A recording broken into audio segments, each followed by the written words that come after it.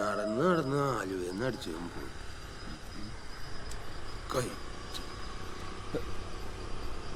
രക്ഷപ്പെട്ടു. ചേട്ടാ ഒന്ന് അമ്മായിക്കവനോ പ്ലീസ്. പൊക്കോ പൊക്കോ പൊക്കോ. സഹായിക്കരുതാ, ഒരുത്തരും സഹായിക്കരുത്. നീ ഒന്നും ഒരു കാലത്തും നന്നാവില്ല. എങ്ങനെ നന്നാവന്?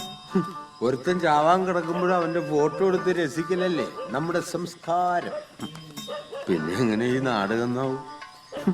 കാലത്തിന്റെ ഒരു പോക്കേ. മനുഷ്യനെ ബുദ്ധിമുട്ടിക്കാൻ ഒരു ഹർത്താലും കോപ്പും.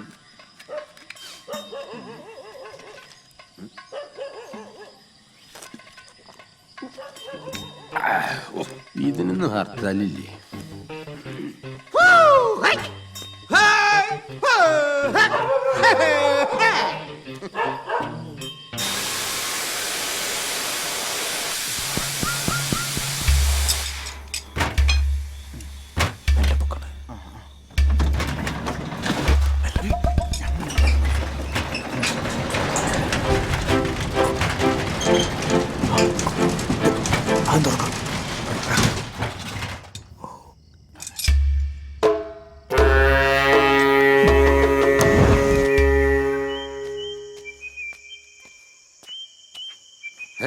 ഇവള് ഉറങ്ങിയില്ലേ?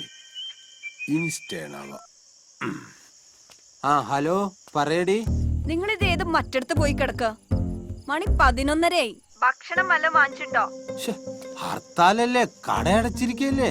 അതന്നെയല്ലേ ഞാൻ കുറച്ചുമ്പോ വിളിച്ച് പറഞ്ഞതും. അതെ, നീ ഒരു കാര്യം ചെയ്. ഡേ, ആ അടുക്കളയിൽ കുറച്ച് അവലും ശർക്കരയൊക്കെ ഇരിപ്പുണ്ട്. അതെടുത്ത് എന്തേലും ഉണ്ടാക്കി കഴിക്ക്. ചത്തൊന്നും പോവില്ല, അതുവരെ ഭക്ഷണം തന്നെ. പിന്നെ അതില് കുറച്ച് എലിവശം കൂടി കലക്കാം. അപ്പൊ നിങ്ങക്ക് സമാധാനാവൂലോ, തീർന്നു കിട്ടൂലോ ഞങ്ങളുടെ ഈ ശല്യം. നോക്കിക്കോ. എന്നാ നീ കഴിച്ചിട്ട് കിടക്ക്, ഞാൻ വരുമ്പോ വിളിക്കാം. ഇവറ്റകളെ കൊണ്ട് തോറ്റു. എന്തു പറഞ്ഞാലും കൂട്ടനെ കണ്ണീരൊഴിക്കും. പാവം. നിനക്ക് വേണ്ടി കിടക്കട്ടെ ഒരു പാട്ട്. കാവ്യഭാവനേ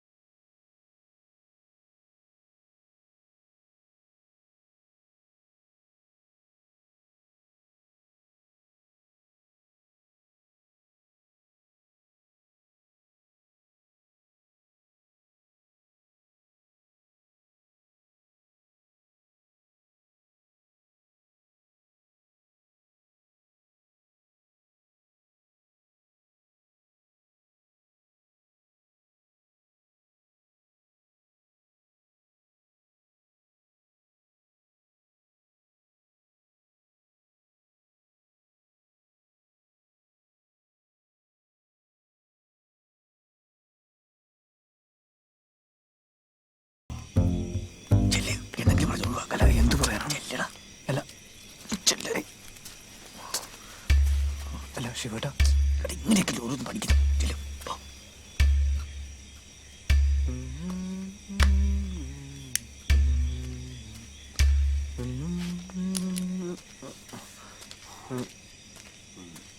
ചേട്ടാ സിഗരറ്റ് ഉണ്ടാവോ? സിഗരറ്റ്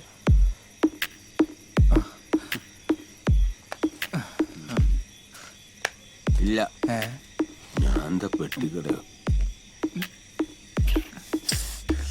ചേട്ടനെന്താ ഇപ്പൊ അതിരാത്രി കൂടി ഇരിക്കണ? ചുമ്മാ കാറ്റുള്ളായിരുന്ന എന്തേ? ഒന്നുമില്ല.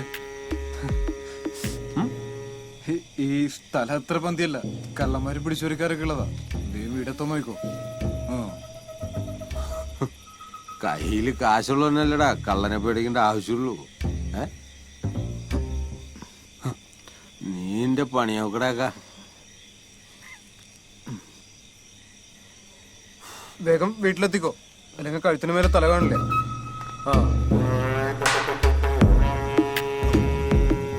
അത് സാരമില്ല, 2 കൈയും കാലും ഉണ്ടല്ലോ. ഞാൻ എങ്ങനെയെങ്കിലും എഴഞ്ഞെന്റെ വീട്ടിലെത്തിക്കോളാം. ഈ പോടാക്ക.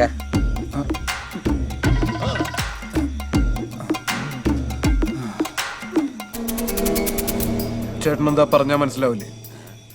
ഞാൻ പറയുന്നത് നിനക്ക് മനസ്സിലാവുന്നില്ല. ഞാനിവിടെ ഇരുന്ന് നിനക്കെന്താടാ? ഞാൻ ചിലപ്പോ ഇങ്ങനെ ഇരിക്കും, ചിലപ്പോ ഇങ്ങനെ കിടക്കും, ചിലപ്പോ റിലാക്സ് ചെയ്യും. നീ ആരടാ ചോദിക്കാൻ? Bloody fool.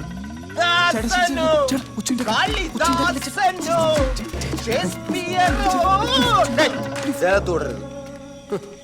തന്നോടല്ലേ പോകാൻ പറഞ്ഞത്?